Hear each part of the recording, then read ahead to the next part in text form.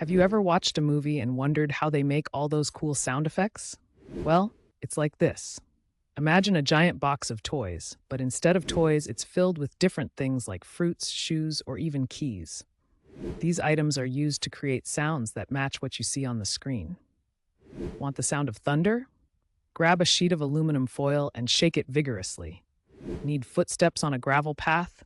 Crush some cornflakes. Sound designers are like magicians, using everyday objects to bring movies to life with sound.